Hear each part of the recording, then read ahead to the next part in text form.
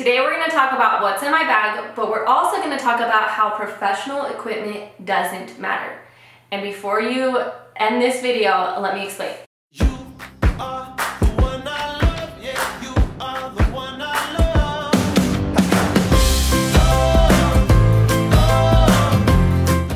So first of all, professional equipment is not going to make you a professional photographer. You're going to make yourself a professional photographer. So it's going to take a lot of hard work and practice and education and investing, but having a 5D Mark IV or 70 to 200 lens that's huge and makes you look professional isn't automatically going to make you professional. Yes, the images are going to be better quality and you're going to be able to do more things with these cameras and these lenses, and you're going to be able to capture things, you know, more clear, but that doesn't automatically make you professional. So keep that in mind. And also, if you have amateur equipment, if you're still shooting on that Nikon D3100 or that 18 to 55 millimeter lens, you can still be an amazing photographer. It definitely will have its limits, but if you can master those and still make your pictures look amazing, then by the time you can save up and get one of these lenses, you're going to be ahead of the game because you're already going to know how to use this, and you're going to be able to manipulate light and just the settings around you with your different lenses to create those amazing pictures that you see in your head. So if you have amateur equipment, that does not make you an amateur photographer. If you have professional equipment, that does not make you a professional photographer. There are professionals that have been in this industry for 20 years still using crop sensors. Get that out of your head. Photography equipment does not matter. So now that we have covered our bases with that, I want to go through my equipment and kind of just tell you what I use each lens for, and then help you decide what lens you want to buy next. So first of all, I have two bodies. I actually have three bodies because I'm using one. One of these fell in the ocean, so I don't use it as a backup anymore, but I still have it because it does still work. And I just can't get rid of a $3,000 camera that fell in the ocean, even though it's not great. So I'm going to have the broken one represent the one that's up there that I actually use full time. It's the 5D Mark IV. It's a Canon camera. I used to shoot on Nikon. My two associate photographers that shoot full time for me shoot on Nikon. I have nothing against Nikon. My dad uses Sony, and I helped him convert over to Sony. So I'm not brand specific, although once you invest in one brand, you should stick to that brand because all that glass will fit to that brand, and there's no point in restarting your glass collection or anything like that. So I use Canon. I love the colors with Canon. Nikon is said to be better for focus. I'll let you decide. You can rent two different bodies and figure out which one you like. But stick with the glass you already have because that will work on all the different bodies that you have. So I have the 5D Mark III as my backup and the 5D Mark IV as my full camera. They are very different cameras.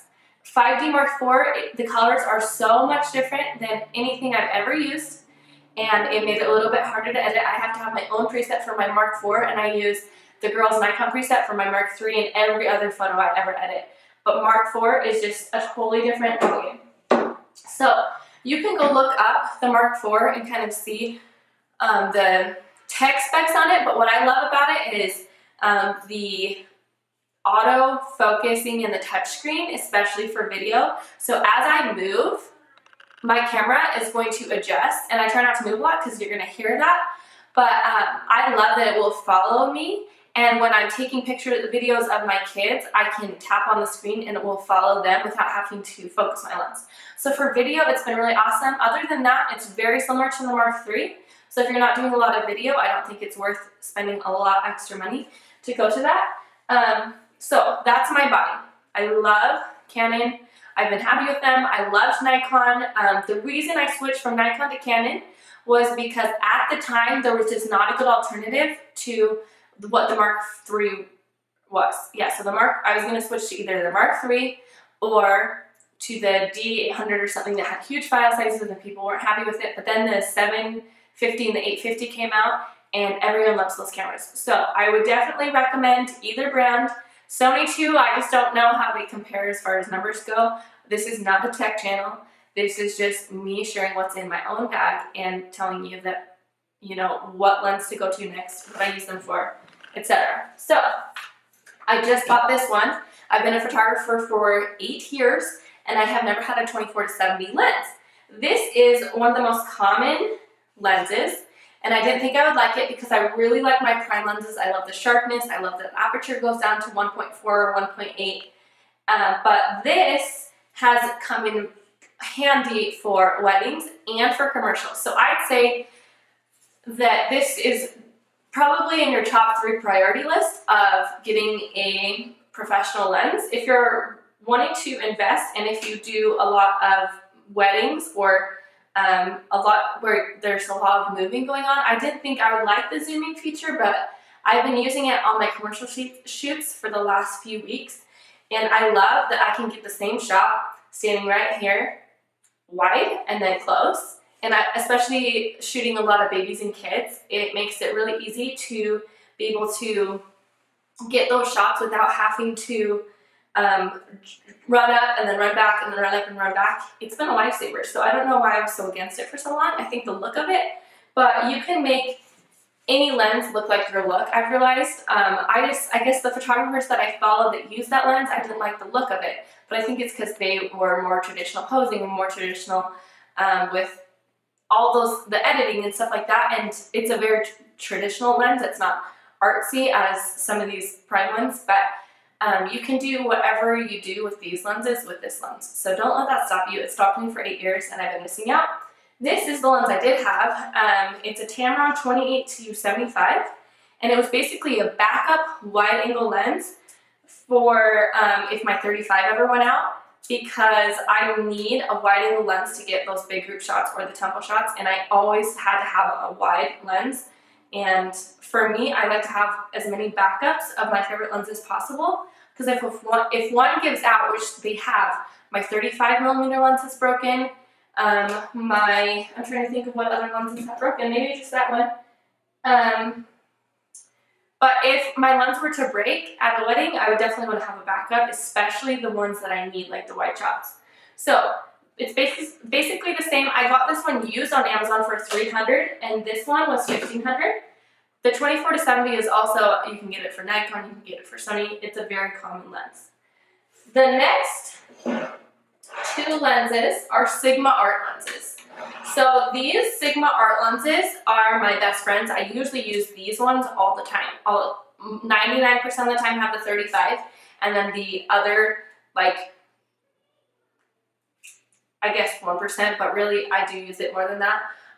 This one I love when I'm just taking pictures and I can be artistic and I can take my time, because you have to be further back with the 85mm lens. But the 35 is great for indoors, outdoors, outside, inside. You can get close to them, you can get far away. I love how wide it is. It's good for birth, it's good for weddings, it's good for family. I prefer the look of the 85 more, but it is a lot harder to get back and get the good pictures than it is with the 35. So these are both prime lenses. So prime lenses do not zoom. They are one focal length, which means you have to move your feet to get closer or to get further away. I have used prime basically my entire 8 years, and I have loved it. I've gotten used to moving around. That actually was hard when I moved to the zoom, because I was still moving forward and back without using the zoom function, because I wasn't used to it. The 35, I actually have a 35 on my camera right now because that 35 broke and it's taped up. So I got another 35, but this thing has, I mean, if I use it 100% of the time, and I've been shooting for 8 years and that one just gave out. I mean, I had it for at least 4 or 5 years shooting every single day before it gave out. So it's a great lens. They both need calibration because they are Sigma brands. They are not Canon. So I talked about calibration in the sharpness video. You might want to watch that if you're having issues with focus and with sharpness. The next lens is my Canon 100mm macro lens. So this is a great portrait lens, but what I use it for is actually those really crisp close-up detail and ring shots. I use it for all of my commercial photography when I'm doing products. I use it a lot of times. I'll take it on vacation with me because I love the way it captures color and just the richness, but you can also take pictures far, far away too.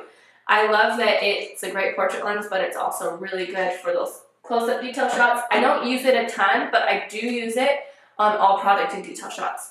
And then this bad boy is the 70-200, which is super crucial if you're a wedding photographer. It's the one that you can stand in the back of the ceremony and get really close up on their faces and be able to capture emotion without being right in front of everybody. It's also really great for sports and events. I use it when I'm going somewhere on a location that a lot of people are going to be at, so that I can really zoom in close on them and get everybody else out blurry in the background. So what I haven't told you is that the difference between wide angle lenses and telephoto lenses. A telephoto, which is 70, 100, 135, 200, it's going to get a really narrow focus, and you're going to be able to get this just narrow view. So all the stuff on the sides are going to go away, and it's just going to focus in on them. And the compression is just amazing with the 85 and the 70 to 200. And so if you're shooting in a busy place, it kind of blurs everything out in the background. It also makes objects in the background seem bigger when you're using a telephoto lens versus a wide angle lens. So if I'm shooting and there's a big building behind them, like a temple or a church, if I'm shooting on a 35, the building will look smaller than if I'm shooting on a 100, the building will look massive behind them. So it's really cool to play with these different lenses and see the compression and see what it looks like. And just the difference between a 35 and a 50 and an 85, that all changes depth of field and so many things. So we're not going to get into all those techie things today. I will do a video one time about depth of field, but that's basically what's in my bag. And what I would suggest for you is do not go out and buy all of this. This is not going to make you professional. This is not going to make you book, a million weddings. It's not going to make you better. What I would suggest is choosing the style you love, looking at a photographer or looking at pictures that you've taken and say, I would love if this looked like this. So for example, if you love the compression of the 85 or the 7200, I would look into that. If you love the lifestyle look of the 35 and how wide it is and all that, then I would go to that. So I would suggest ditching the 18 to 55, but if you're shooting with a 35 or a 50 already, then you can stay with that until you realize you have a need for something more. If you're shooting a wedding, you definitely need a wide angle lens and a telephoto lens. That's a necessity. So if you're shooting weddings and you only have a prime 35 or 50 millimeter lens, you definitely need to invest in something that's going to get closer or further away depending on what you already have. So don't go out and buy everything at once. That's not going to help you be a professional photographer. But look at this and kind of put it in priority order and figure out what you have, what you need. And if you leave a comment below, I actually will help you figure out what lens I would suggest for you. If you shoot seniors, or if you shoot dogs, or if you shoot weddings, I'll suggest please leave the lens you already are using and any lenses that you already have, and then what you shoot, and then I can help you figure out what to go to next. If you're in the Our Photoblog membership, which you can find the link to join below, it is going to include my nitty-gritty class. And in the nitty-gritty class, you're going to be able to see the difference between a telephoto and a wide-angle lens, a little bit more of the techie side of things. And in addition to that, it's going to show you examples of the lenses that I use every day, and it's going to talk about that depth of field thing I was saying. The difference between shooting on a 35mm lens and a 100mm lens, and how that depth of field changes between the two lenses. So check it out in the Our Photoblog membership. The Our Photoblog membership is only $49 a month, and it includes my marketing class, my left brain photography business class, building a brand, all my Lightroom presets, and a Lightroom class on how to use and make your own presets. My Lightroom mobile presets includes my nitty-gritty class and so much more. So check it out below. You're the one I love.